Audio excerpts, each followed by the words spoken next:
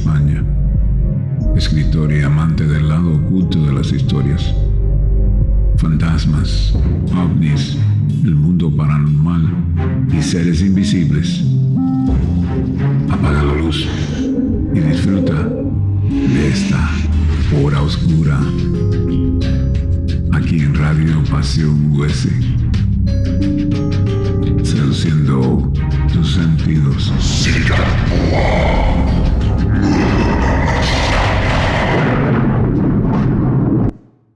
Bienvenido, bienvenida un día más a La Hora Oscura. Puedes seguir todos nuestros programas a través de la página oficial www.radiopasion.us.com. También puedes seguirnos en Instagram, Facebook, YouTube. ¿A qué esperas? Seguro que encuentras un montón de programas muy interesantes. Y sin más dilación, vamos a empezar con nuestro programa de hoy, en La Hora Oscura. Hacía ya varios minutos que llovía antes de que Mary lo advirtiera e hiciera funcionar los limpiaparabrisas. Al mismo tiempo encendió los faros. Había oscurecido de repente y la carretera era solo una borrosa faja entre los altos árboles. ¿Árboles? No recordaba haber visto ninguna hilera de árboles la última vez que había recorrido aquella carretera en automóvil.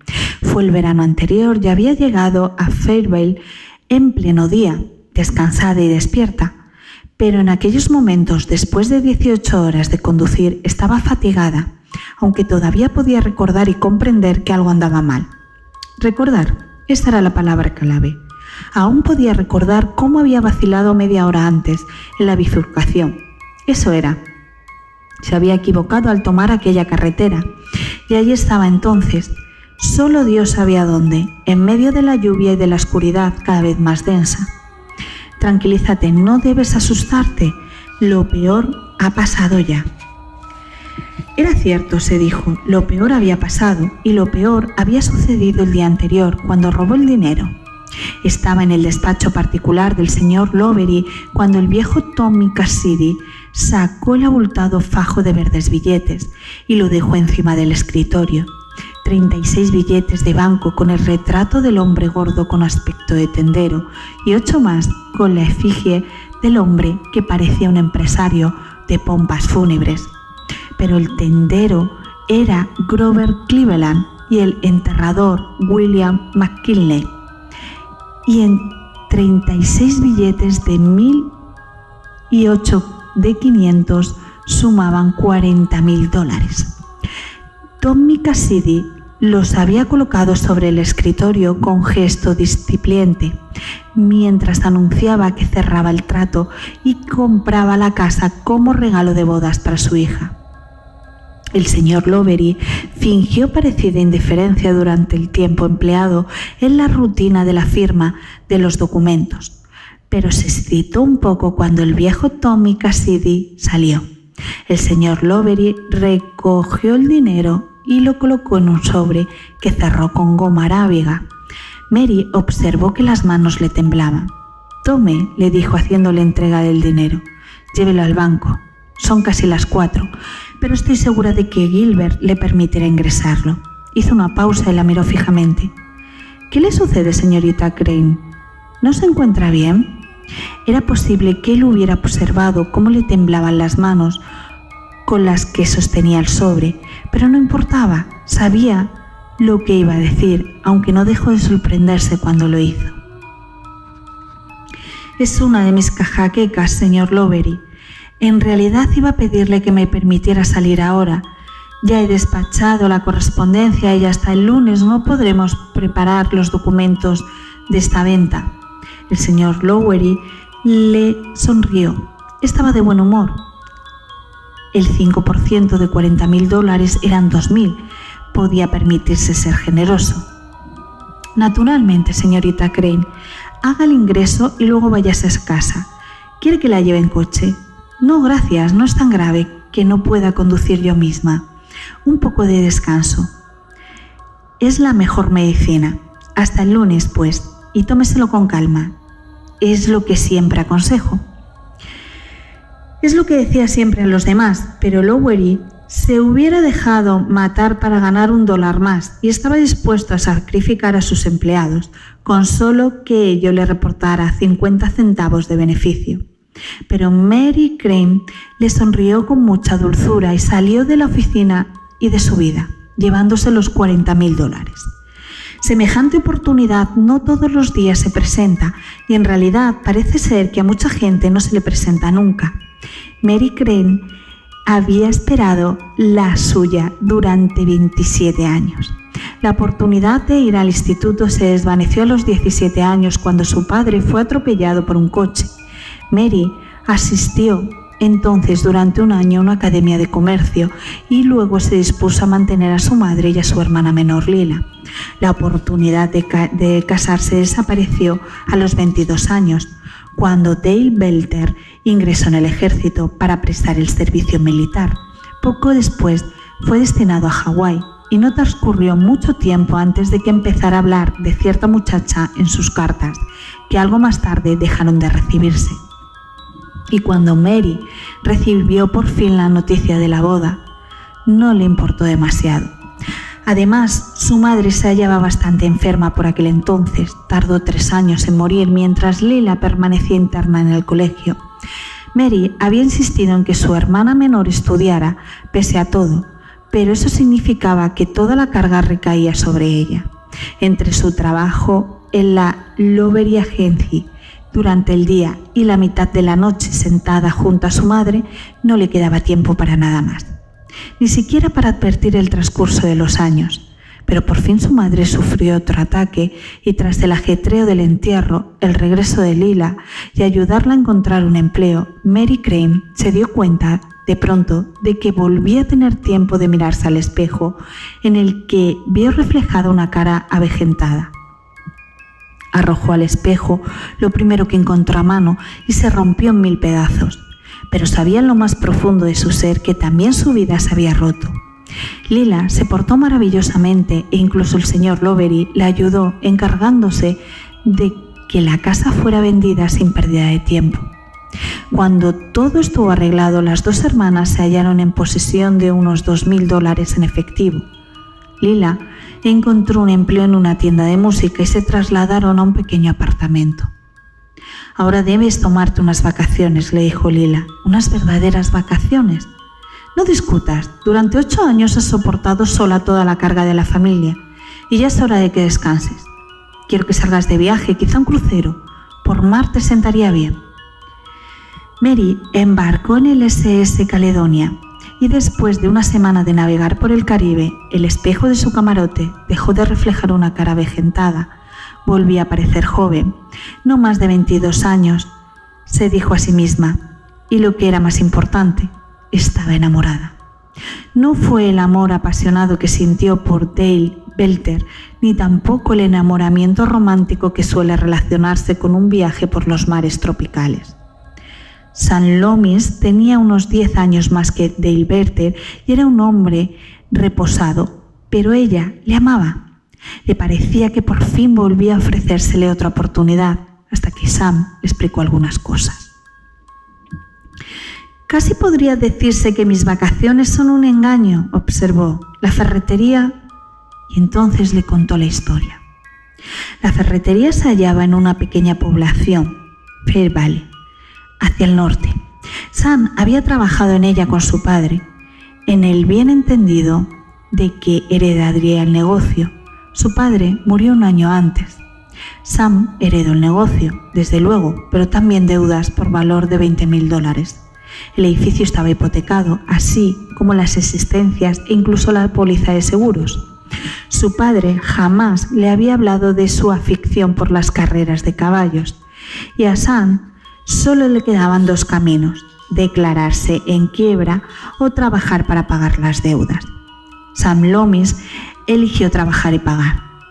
«Es un buen negocio», explicó. «Nunca ganaría una fortuna con él, pero puedo darme muy bien de $8,000 a $10,000 al año.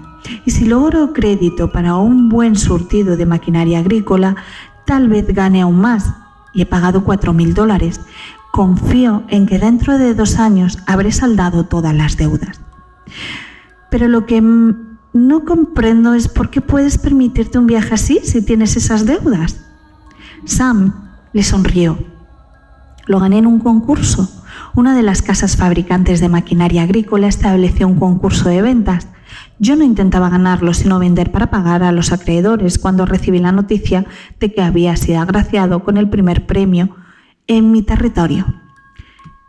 Intenté que me dijeran el importe del premio en efectivo, pero se negaron a ello. Los negocios son siempre flojos durante este mes y como tengo un empleado en quien puedo confiar, pensé que bien podía tomarme unas vacaciones. Y aquí estoy. Y lo que es más importante, aquí estás tú. Le sonrió y suspirando exclamó: ojalá fuera nuestra luna de miel. ¿Y por qué no, Sam? Quiero decir... Pero él volvió a suspirar y movió la cabeza. Tendremos que esperar, quizá deban transcurrir todavía 2 o 3 años hasta que todo esté pagado. No quiero esperar, no me importa el dinero, podría dejar mi empleo, trabajar en tu tienda y dormir en ella también como yo. Su sonrisa no era alegre. Sí, en la tienda. Me he arreglado un dormitorio en la trastienda. La mayor parte del tiempo mi comida consiste en habichuelas guisadas. La gente dice que soy más avaro que el banquero de la localidad. ¿Y por qué vives así?, preguntó Mary. Llevando una vida más decente solo tardarías quizá 1 año más en pagar y entre tanto tengo que vivir en Fair Valley. Es una población bonita, pero pequeña, en la que todo el mundo conoce los asuntos de los demás. Mientras siga trabajando con ahínco, contaré con el respeto de mis convecinos, que se esfuerzan por favorecerme y compran en mi ferretería porque comprenden que hago cuanto está en mi mano para pagar las deudas que heredé. Mi padre tenía buena reputación y yo quiero conservarla, no solo por el negocio, sino por mí, sino para nosotros dos en el futuro. Y esto es muy importante. El futuro, suspiró Mary. Has dicho 2 o 3 años. Lo siento, pero quiero que cuando nos casemos tengamos un hogar decente y alegre, y eso cuesta dinero, o por lo menos se precisa tener crédito. En la actualidad voy pagando a mis proveedores, que seguirán ayudándome mientras sepan que empleo cuanto gano en pagar lo que les debo. No es fácil ni agradable, pero sé lo que quiero, y yo no me conformo con menos. Por lo tanto, tendrás que ser paciente, querida. Fue paciente, pero solo cuando se convenció de que ninguna clase de persuasión, verbal o física, la haría desviarse de su camino. Así estaba la situación cuando terminó el crucero, y así había permanecido durante algo más de 1 año. Mary había hecho un viaje en automóvil hasta Fair Valley para visitarle el verano anterior. Vio la ciudad, la tienda y las cifras en los libros de contabilidad que indicaban que Sam había pagado otros $5,000.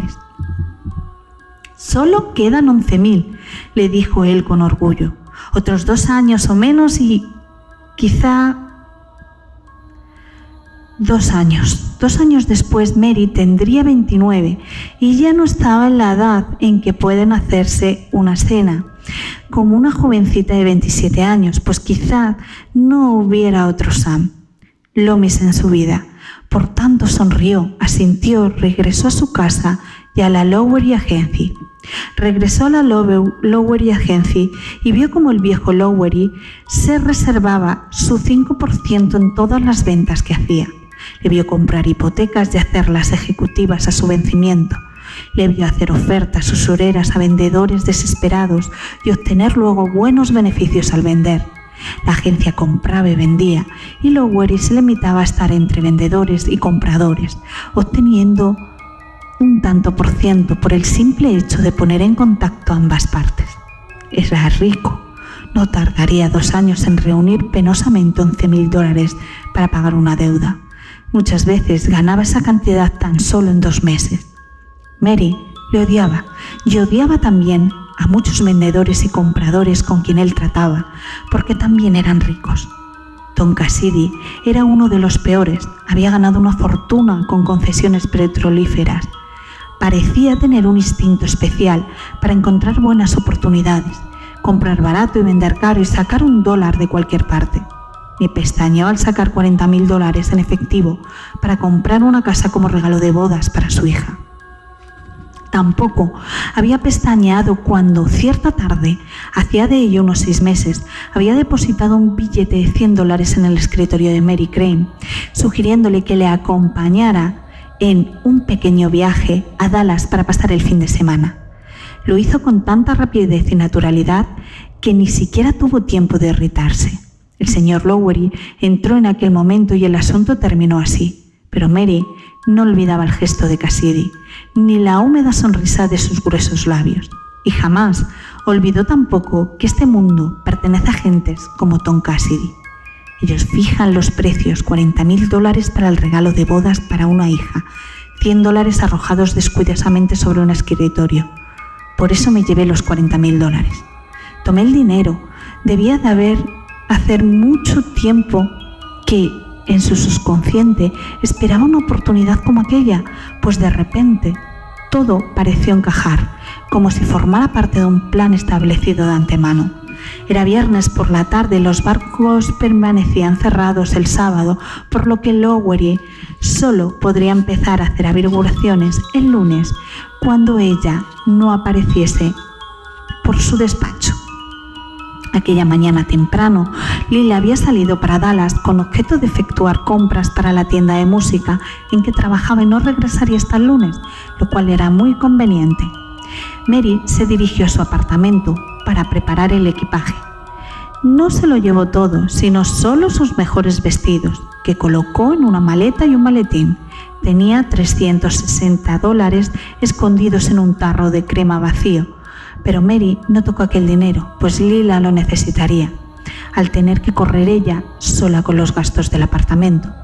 Quería dejarle una nota a su hermana, pero al fin no se atrevió a hacerlo.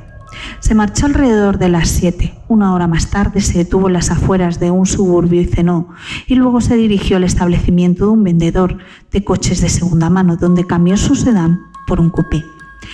Perdió dinero en la transacción, pero aún perdió más la mañana siguiente cuando repitió la operación en una población situada 640 kilómetros más al norte.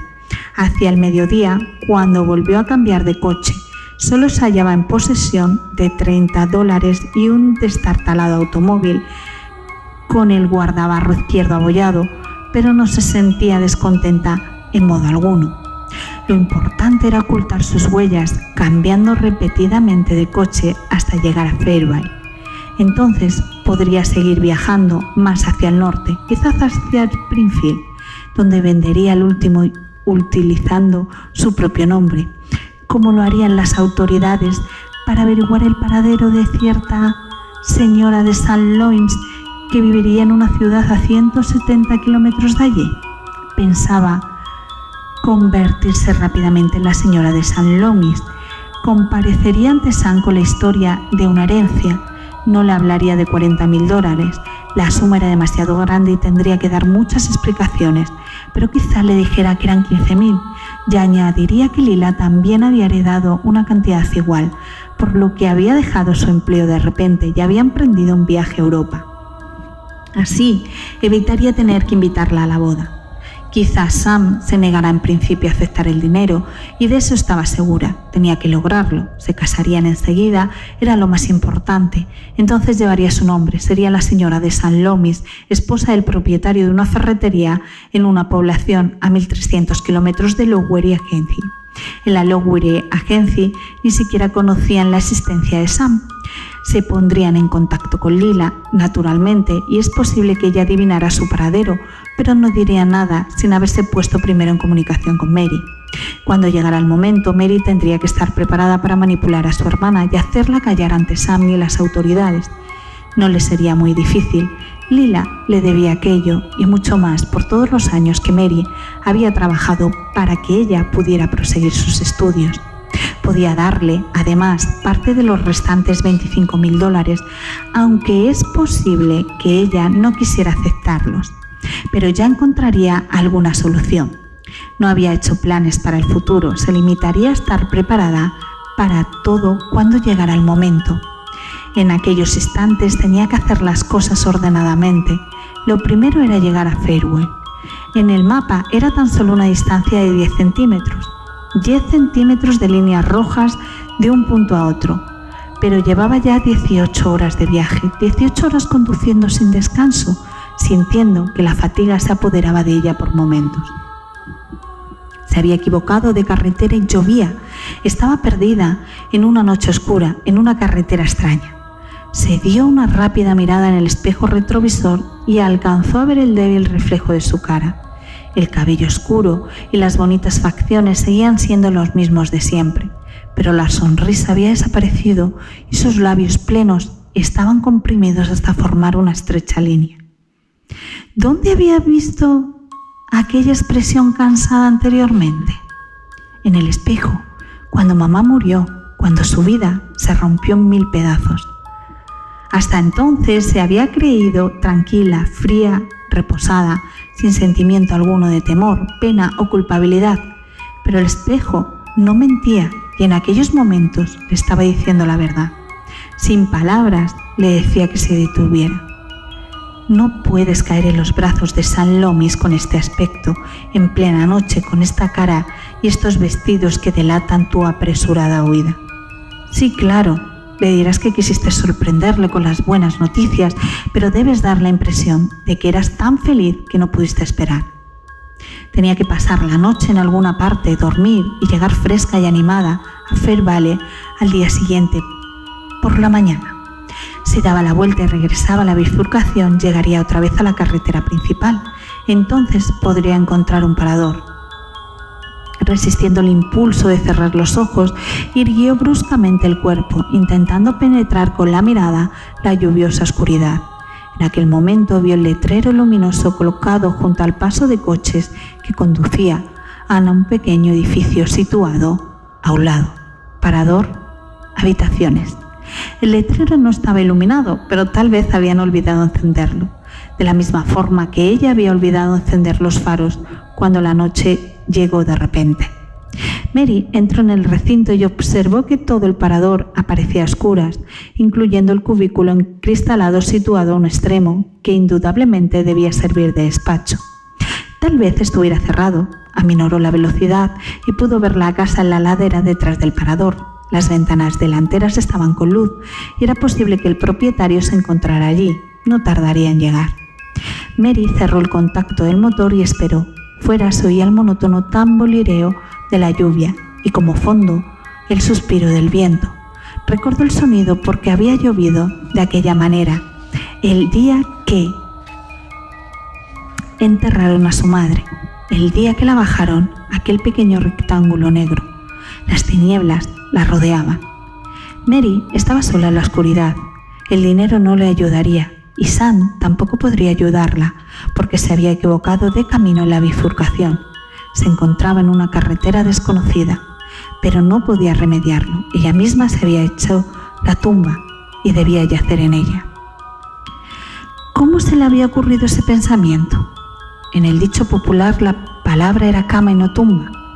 Estaba aún intentando explicárselo cuando la sombra grande y oscura se destacó de las otras sombras y silenciosamente abrió la puerta del coche.